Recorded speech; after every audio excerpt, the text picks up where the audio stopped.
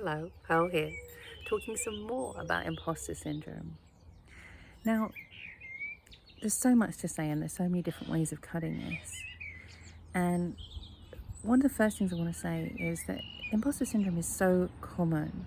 And I think one of the big times I've really felt that was as a Zumba instructor, when I I used to stand up and go and teach. And I got there and I would put the music on and I would get ready to teach the class, and I would look around the room for the real instructor, you know. And what was so great and what was so funny is that when I started talking to other instructors, all the time I would hear the same thing. So almost everybody I've spoken to as a Zumba instructor has said they've had this experience. So it's like so common, so common. I don't think I've ever spoken to anybody about this and they haven't said, yes, I felt the same way. And really it's because we're living into becoming a Zumba instructor. So we get the certificate. It's very much like when you pass your driving test. You know, you are a driver, you pass your driving test, but you feel like, oh my gosh, I can't believe they let me loose on the road with a car. And so it's really, really common. And sometimes maybe there's some situations that we're always going to feel like that. I know a lot of parents would say that, you know, when they went to leave the hospital with a brand new baby, it's like, oh my gosh, they're going to let me leave the hospital with this little baby and I have got no idea what I'm doing.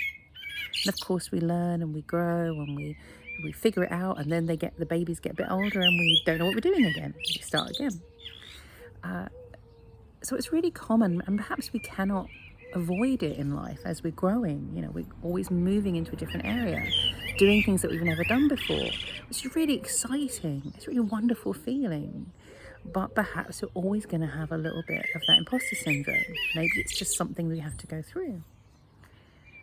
But as I said, my real thing is I talk about fear of success. And one of the things that can happen with us is that imposter syndrome can be a reason that we avoid success. We avoid authentic success. We avoid trying things, going out and doing things, because we don't want to feel that imposter syndrome. We don't want to feel like a fraud, like an imposter. But perhaps we're always going to have that feeling like the first time we do something. Perhaps we won't. We don't really know until we actually go and do it. But sometimes we're so afraid of that feeling that we don't allow ourselves to grow. We don't allow ourselves to go out of our comfort zone into that space of doing something we've never done before. We're so afraid of that feeling that we hold ourselves back.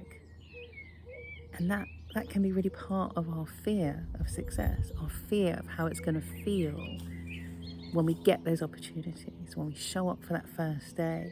We have to learn how to do everything. We have to learn how to work things. We have to learn everything. So that's really another time that imposter syndrome can come in for us, and a good thing to remember and to consider, are we holding ourselves back in order to avoid feeling like an imposter?